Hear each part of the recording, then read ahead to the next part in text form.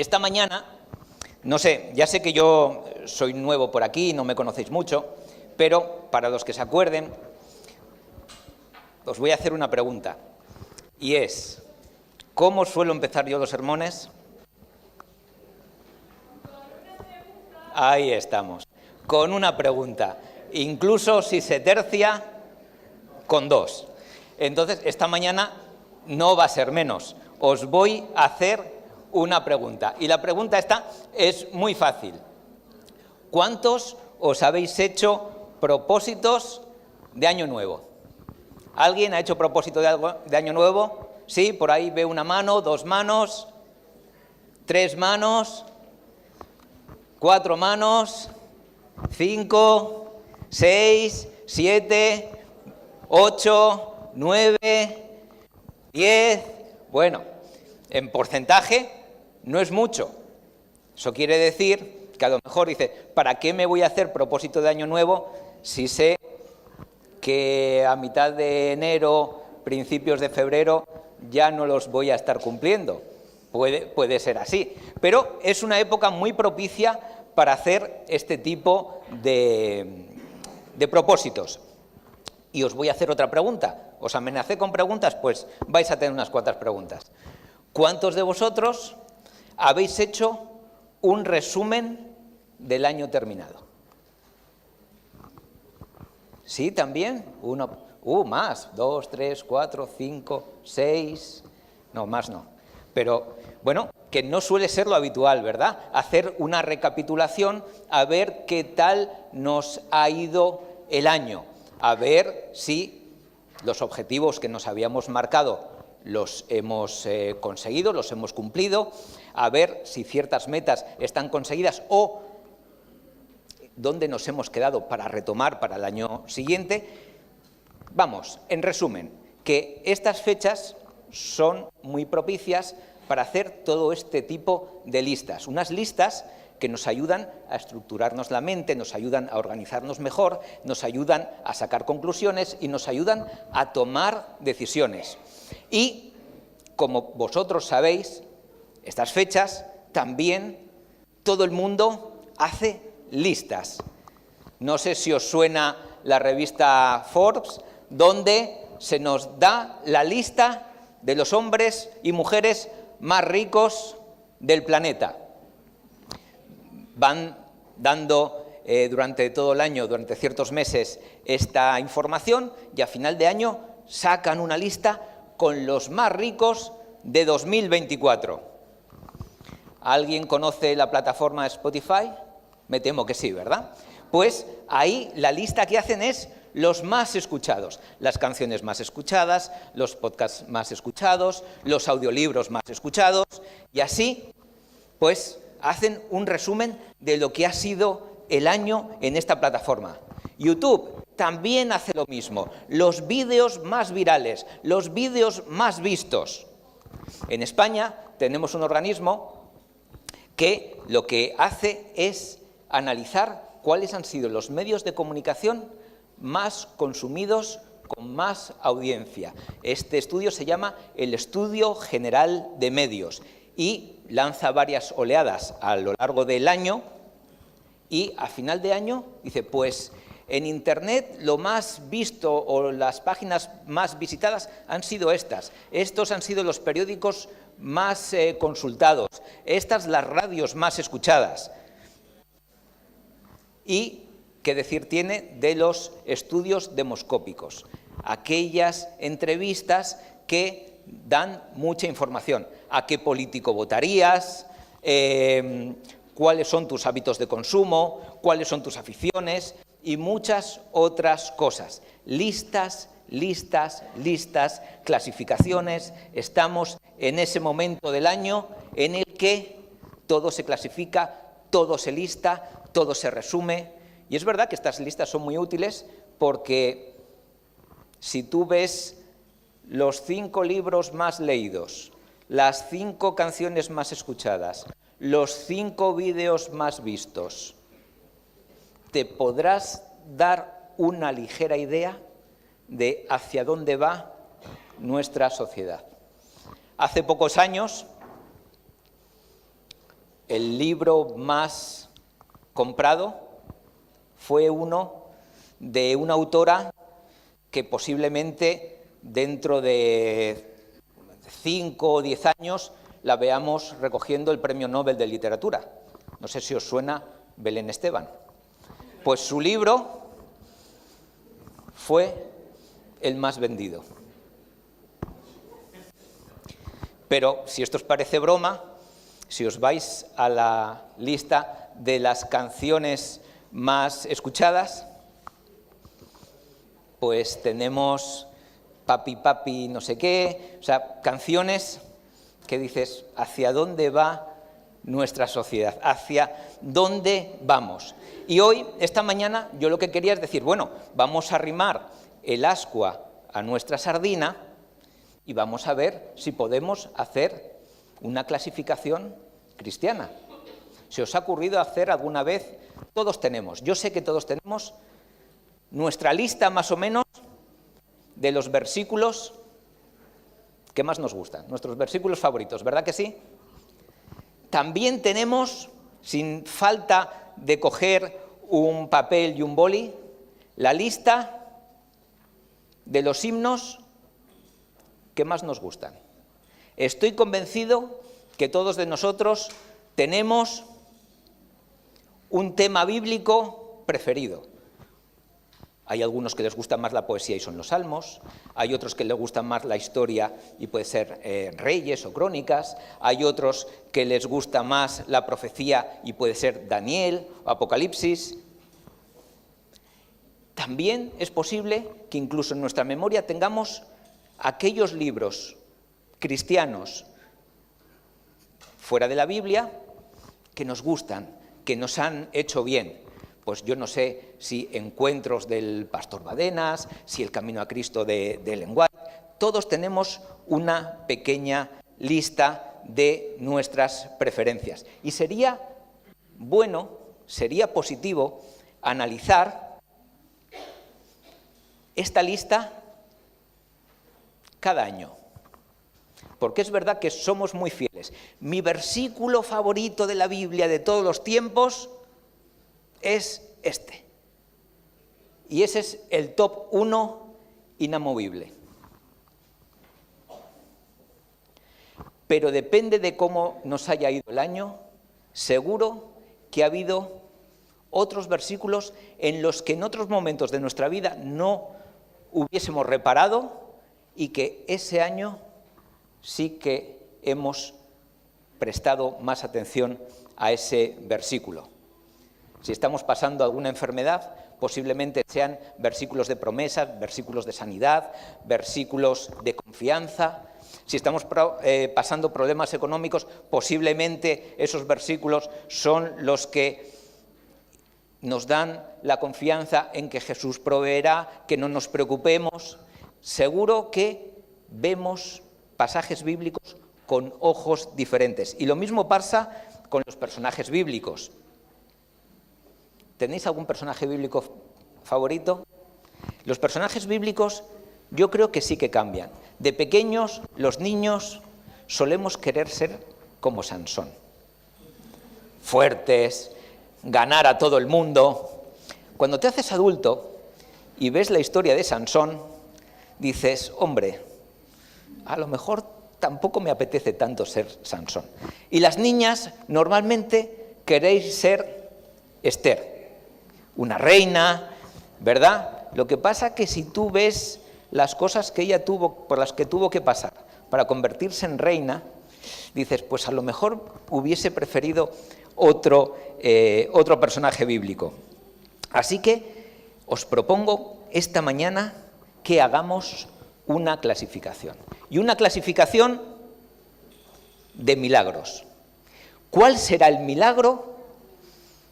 No sé cómo llamarlo. ¿Más asombroso? ¿Más impactante? ¿Con más relevancia? ¿El milagro más milagroso? Yo creo que al final del sermón de esta mañana le pondremos nombre al culto. Pero yo todavía no lo tengo claro. Así que Pues ni corto ni perezoso para hacer un buen sermón y tener pues toda la información, pues ¿a quién llamé? ¿Quién hace los mejores estudios de todo el mundo? Cuando en un telediario te dicen, la Universidad ha hecho un estudio tal, sí, la de Massachusetts. Así que nada, pues llamé a la Universidad de Massachusetts, voy a tener un sermón en la iglesia de Murcia, necesito que por favor reunáis a las mentes más preclaras, a los más inteligentes, los más estudiosos, y a ver si me pueden hacer una clasificación, un ranking de cuál es el mejor milagro. Y bueno, aviso al Departamento de Tesorería que os llegará un cargo de 10.000 euros. Es lo que ha costado el estudio, pero todo sea por la predicación y el Evangelio. Así que, pues lo dicho, varios eruditos se reunieron para estudiar cuál ha sido el mayor milagro relatado en la Biblia. Esa comisión interdisciplinar, teólogos, físicos, filósofos, se reunió y entre ellos, entre todos estos, había pues un profesor al que invitaron, que era una persona que era muy inteligente, pero que tenía una severa deficiencia visual. Dijeron, vamos a invitar a este hombre porque no tiene muchos amigos, no está muy integrado, pues vamos a invitarlo para que, ya que desde la iglesia de Murcia nos han hecho esta petición, pues que él también pueda estar en este estudio. Y así que, ¿qué es lo que hizo la Universidad de Massachusetts con vuestros 10.000 euros? Encuestas. Todas las iglesias del estado donde está esa universidad recibieron una encuesta. O más que encuesta, una hojita en blanco. Son caras las hojas en blanco, por lo que ahora me doy cuenta, Una hoja en blanco que decía, ¿cuál consideras que es el mayor milagro de todos? Durante un tiempo estuvieron lanzando esta encuesta, esta pregunta, luego la recibieron todas, las clasificaron, estuvieron haciendo el ranking con todas las respuestas y después, en base a estas respuestas, ellos estuvieron debatiendo. ¿Y sabéis qué milagro quedó en el número 1? ¿Cuál os parece a vosotros que pudo quedar? ¿Qué os parece a vosotros cuál ha sido el milagro más grande, el mejor? La resurrección de Jesús. Lo que pasa es que ahí no intervino ningún humano. Los panes y los peces, está en la clasificación. ¿Alguno más? Pues sabéis, el número 1 fue el pueblo de Israel cruzando el Mar Rojo. Y bueno, evidentemente, si Antonio va a tener que extender un cheque de 10.000 euros y lo va a tener que firmar Richard, pues les pedimos que argumentasen esta decisión. Y lo que nos dijeron es que tenemos que tener en cuenta partir el mar y que pase gente por el fondo del mar y que no pase nada. Digo, bueno, argumentamelo un poco más. Y dice, bueno, ve a buscar en tu Biblia. Y lo que me dijeron es, en Éxodo 12, 37 y 38, nos dice la Biblia que cruzaron el Mar Rojo 600.000 hombres, más mujeres y niños, y también nos dice, y una multitud de gente, de toda clase de gente, y además muchísimas ovejas y ganado. ¿Consideráis que este es un buen milagro? Realmente hay muchos milagros dentro de este milagro. Que se abra el mar, que el fondo del mar esté lo suficientemente duro, firme, seco, para que pase toda esta gente con animales, con carros, que no se encalle nada?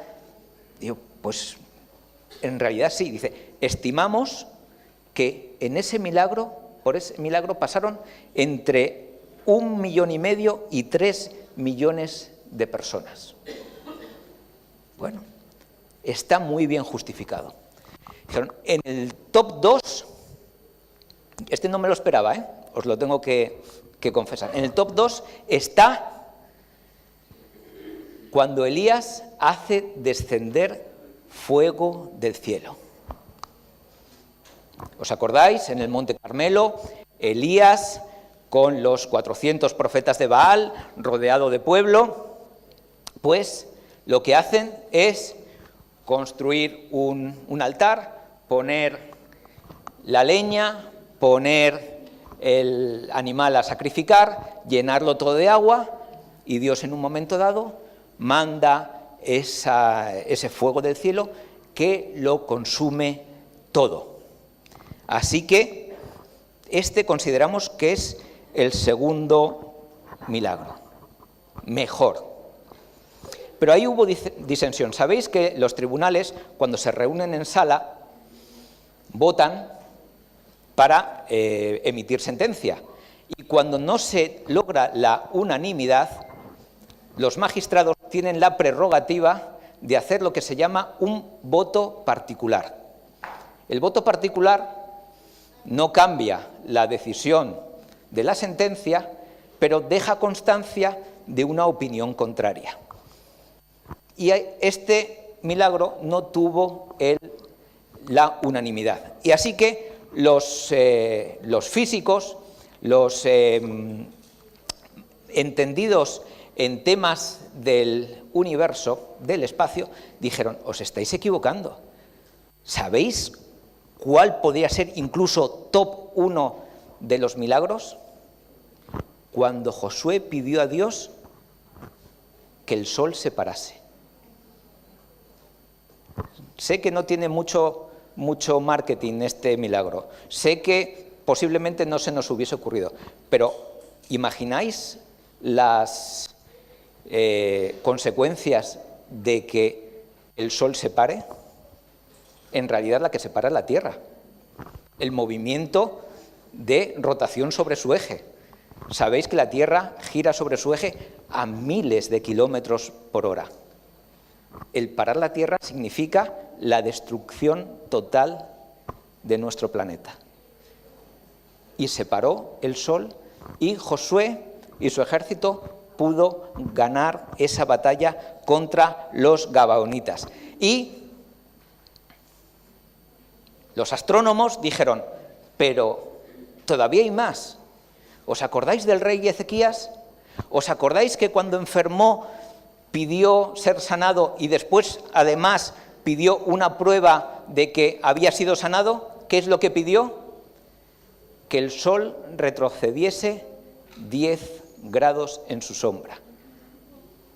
Es decir, hacer que el tiempo vuelva hacia atrás. Pues es verdad. Es verdad que son grandísimos milagros, pero nadie o casi nadie se acuerda de ellos. Así que, de todas formas, dijeron, bueno, esto ya está cerrado, a la Iglesia de Murcia les vamos a mandar un informe con que los mejores o mayores milagros del Antiguo Testamento son, en primer lugar, el cruce del Mar Rojo. En segundo lugar, el hacer descender fuego de Elías. Y después vamos a incluir estas dos salvedades que nos habéis dicho que nos parecen muy interesantes, que son las que tienen que ver con la cosmología, con las que tienen que ver con intervenir en el movimiento del planeta. Y el Nuevo Testamento. En el Nuevo Testamento ahí casi hubo unanimidad en todas las encuestas que se recogieron. En primer lugar, Jesús alimenta a los 5.000, que en realidad no eran 5.000, solo eran 5.000 hombres, pero con mujeres y niños se calcula que la cosa estaba entre 15 y 20.000 personas. Y en segundo lugar, casi empatado con el primero, la resurrección de Lázaro. Jesús resucita a alguien que ya estaba en proceso de putrefacción. Así que la clasificación estaba decidida, iban a mandar el informe, pues supongo que al pastor, hasta que el hombre, el profesor invitado, esa persona que no era ciega del todo, pero casi, intervino por primera vez en toda la sesión. Y lo primero que dijo es: ¿no veis? Vaya, el que no ves eres tú. Nosotros vemos, hemos analizado, tenemos todos los datos. Estos seguramente que son sin duda los mejores milagros. Dice: ¿me permitís que los volvamos a analizar otra vez? E hizo, este hombre también, por lo que se ve, era bastante preguntón, y les hizo la siguiente pregunta. De todas las personas, de ese 1,5 millones a 3 millones de personas que cruzaron por el Mar Rojo, ¿cuántos consiguieron el objetivo de llegar a Canaán? Una pregunta dura, ¿verdad? ¿Habían visto lo que nosotros consideramos el mayor milagro que se registra en la Biblia? Y no entraron en la tierra de Canaán. Entraron los menores de 20 años y Josué, Caleb con sus familias. ¿Realmente, preguntó este joven profesor, creéis que podemos llamar a este como el mayor milagro de la historia? Pero vamos al siguiente, vamos al top 2. El milagro de Elías. ¿Cuántos profetas de Baal llegaron a la conclusión de decir: es verdad, reconozco a Jehová como Dios y abandono a Baal? ¿Cuántos? Ninguno. ¿Fue un milagro espectacular? Lo fue. Sirvió para convertirles en absoluto. Y además, Elías, después de ese milagro, tuvo una gran crisis de fe. Incluso llegó a pedir a Dios que le quitase la vida. El ejército de Josué ganó la batalla cuando el sol se paró, pero luego fueron perezosos a la hora de echar a todos los pueblos de Canaán, y el futuro Israel pagó las consecuencias de ellos. Ezequías efectivamente se curó. El reloj de sol efectivamente perdió 10 grados. Pero todos sabemos lo que hizo Ezequías. Cómo abrió la puerta a los emisarios de Babilonia, tomaron nota y tiempo después Israel caería en manos de este país. ¿Y qué decimos con los milagros que hizo Jesús? Jesús mismo se vio desmotivado al ver que la gente, nos dice en Juan 6:26, que le seguían porque comieron y se saciaron, pero sin ningún tipo de interés espiritual. Es más, Jesús mismo sigue diciendo en Juan 6:66 que muchos que estaban entonces con él, siguiéndole, lo abandonaron. ¿Y qué ocurrió después de la resurrección de Lázaro? Decidieron matar a Jesús. Y Juan nos sigue relatando más adelante, en Juan 12:10, que también hicieron planes para matar al propio Lázaro. ¿Sabéis, decía este joven profesor, cuál es la característica común en todos estos milagros? que los que lo recibieron estaban ciegos. ¿Cómo ciegos? Ciegos espiritualmente. No importa el milagro que Dios haga en nuestras vidas, que si no lo conseguimos discernir con los ojos del Espíritu, no nos va a servir para nada.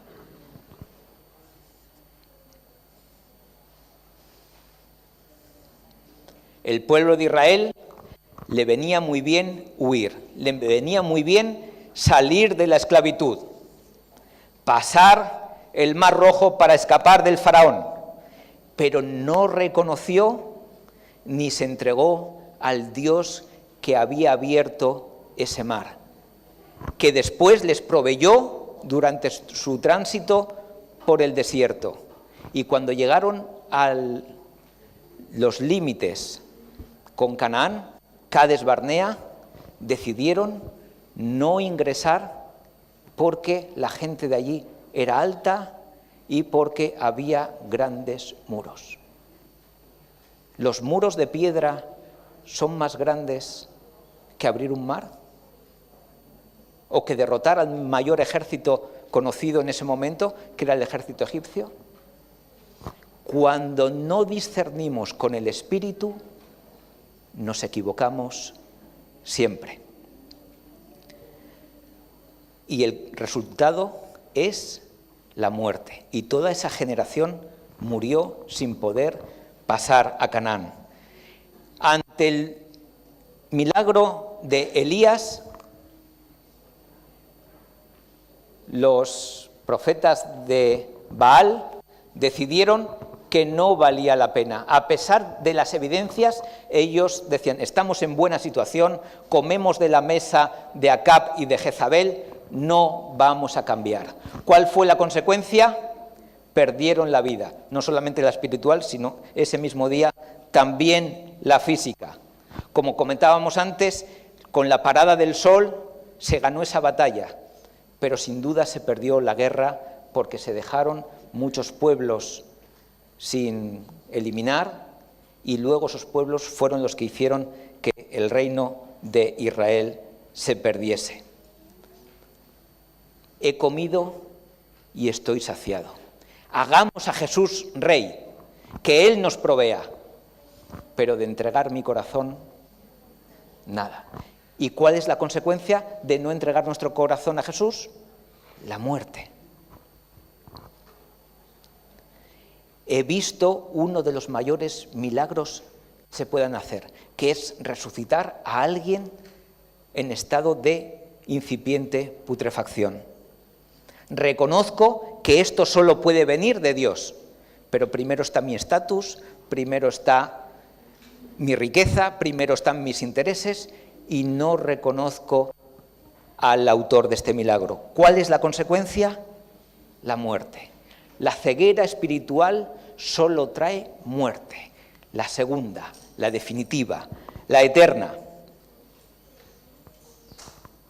Por lo tanto, este joven siguió argumentando, dice, yo creo que nos deberíamos centrar en los milagros que tengan que ver con la vista. Porque hemos visto que todos vieron y todos murieron. Así que vamos a estudiar los milagros que tengan que ver con la vista, porque no en vano en Apocalipsis 3:17 se nos recuerda que la iglesia de la Odisea, entre otras cosas, cree que ve, pero está ciega.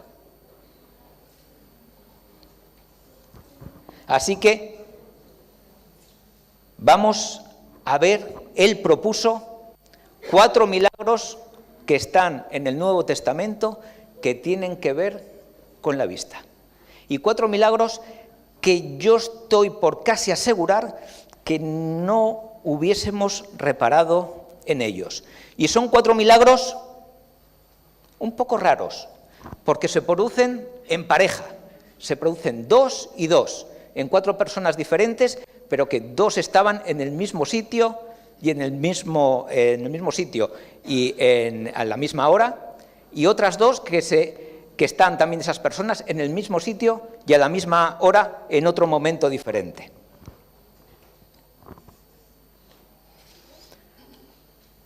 Los dos primeros los podemos encontrar en Lucas 2, 25 al 35 y 36 al 39. ¿Os suenan los nombres de Simeón y de Ana? ¿Qué vieron? Vieron al niño Jesús llevado en mantillas al templo. Vieron a un bebé en manos de su madre, en brazos de su madre. ¿Ellos vieron eso? No vieron a un bebé. ¿Sabéis lo que vieron? Al Mesías. Vieron al Salvador de Israel. Vieron al cumplimiento de la promesa que Dios le había hecho a Abraham. Dos personas ancianas, dos personas al final de su vida, dos personas entregadas a Dios, utilizaron el don de la vista espiritual. No hizo falta que cayese fuego del cielo, no hizo falta que se abriese el mar, no hizo falta que se parase el planeta, no hizo falta que miles de personas fuesen alimentadas. Esos dos ancianos reconocieron en Jesús, en ese niño, al Salvador de Israel, al Mesías. ¿No es esto un milagro? ¿Sabéis? Este milagro lo que trae es vida. Este milagro trae vida a cada persona que reconozca a Jesús como su Salvador personal, que reconozca a Jesús como el Mesías, que reconozca a Jesús como el Salvador. No en vano, en Hechos 16:31 nos dice: cree en el Señor Jesucristo y serás salvo tú y tu casa. ¿Cuántas veces pedimos a Dios cosas difíciles? Si quieres que crea en ti, que pase esto. Si quieres que crea en ti, que pase lo otro. Si de verdad eres Dios, demuéstramelo de esta manera. ¿Sabéis cuál debe ser nuestra petición? La del Espíritu Santo. Los dos últimos también compartieron el mismo momento y el mismo lugar. Y los tenemos en Lucas 23, versículos del 39 al 43, y en Mateo 27, del 54 al 56. ¿Qué dos personajes son estos? El ladrón en la cruz y el centurión romano. Permitidme que os diga que esos milagros me sobrepasan. Como dos personas, las dos primeras eran ancianas y entregadas a Dios. Estas dos personas eran más jóvenes y en caminos totalmente opuestos a los caminos que transitaría una persona entregada a Dios. Uno era un reo convicto, condenado a muerte, y el otro era un soldado romano, parte de un ejército de ocupación, por lo tanto, un asesino profesional.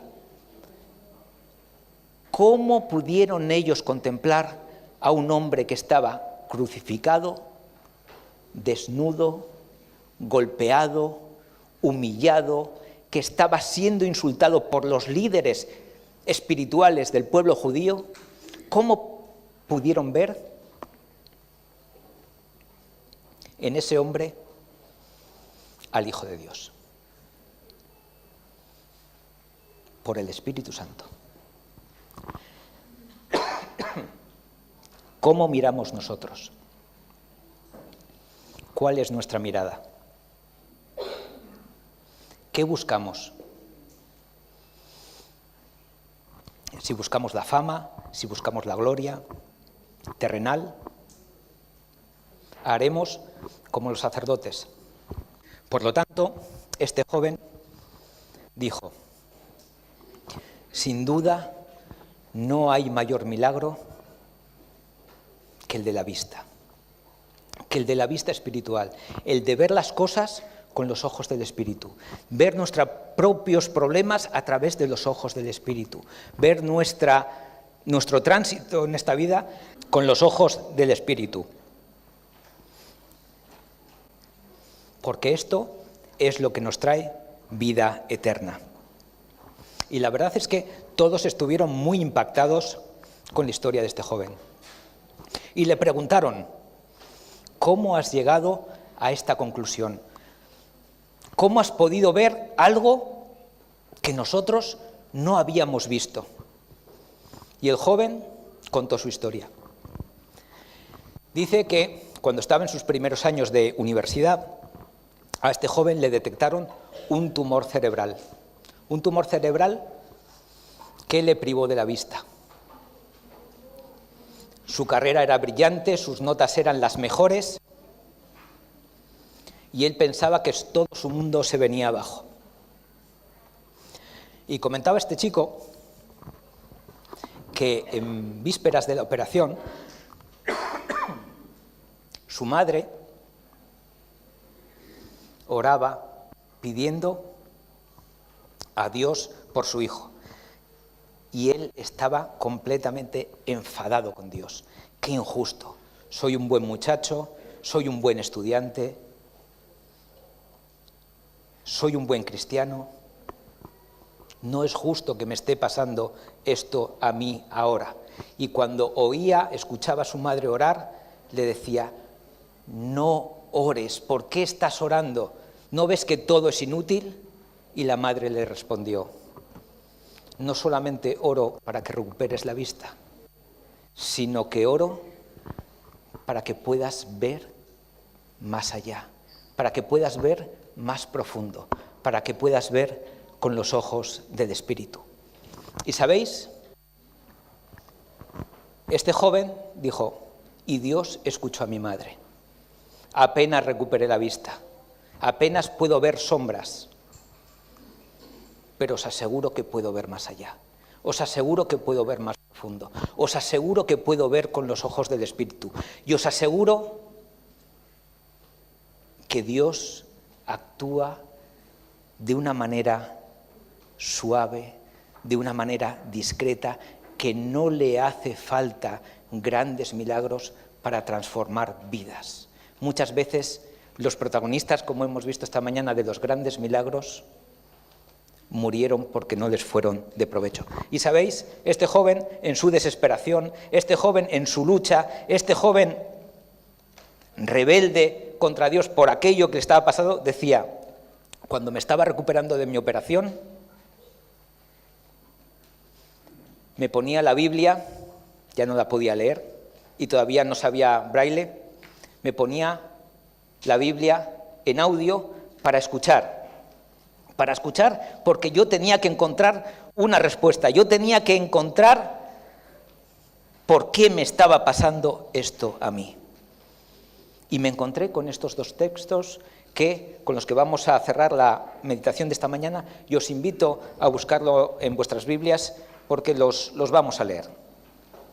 El primero se encuentra en 2 de Corintios, capítulo 5, versículo 7.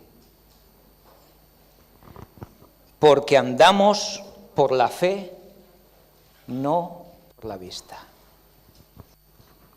En las cosas carnales, al ciego le pones un bastón y un perro guía. Pero en las cosas espirituales, que solo se disciernen con el Espíritu, la única guía que tenemos, la mejor y la más segura, es precisamente el Espíritu Santo. Por lo tanto, ahí no hay ciegos y no hay videntes. Es aquel que se pone en manos de Dios.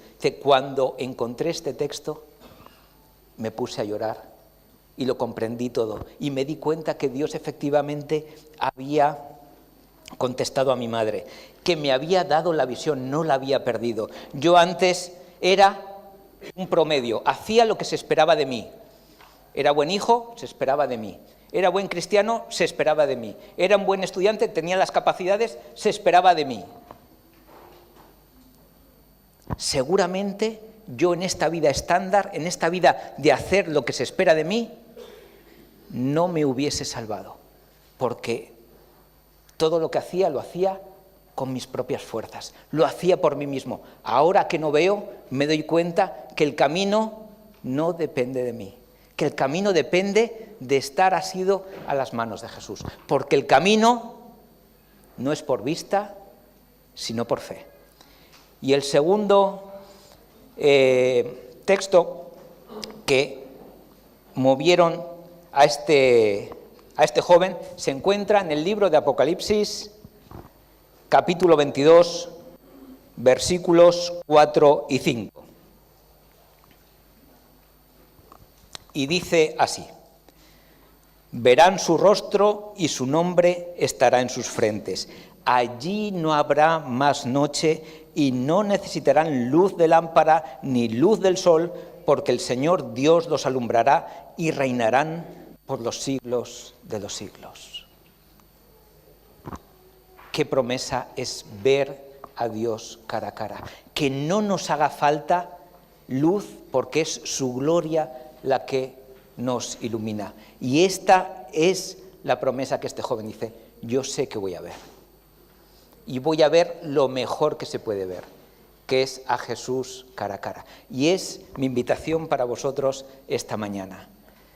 No busquemos grandes milagros, no busquemos grandes actuaciones de Dios. Entreguémonos en lo sencillo a nuestro Dios. Entreguémonos a la oración, entreguémonos al estudio de su palabra, porque sólo así el Espíritu Santo podrá trabajar en nuestros corazones y nos dará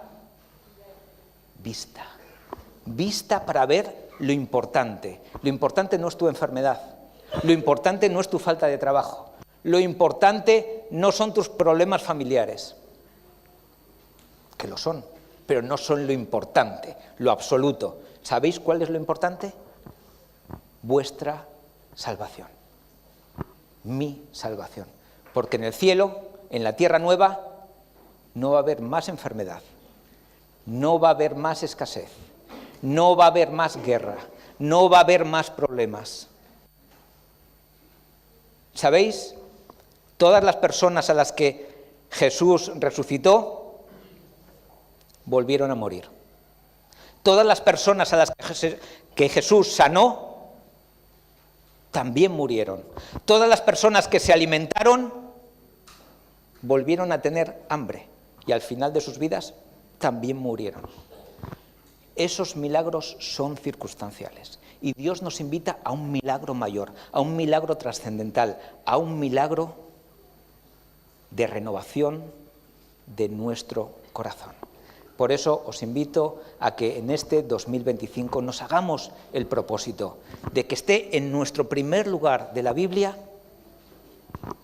el solicitar a Dios el Espíritu Santo, porque Él ya nos lo concede, pero tenemos que quererlo y tenemos que hacerlo nuestro. Amén.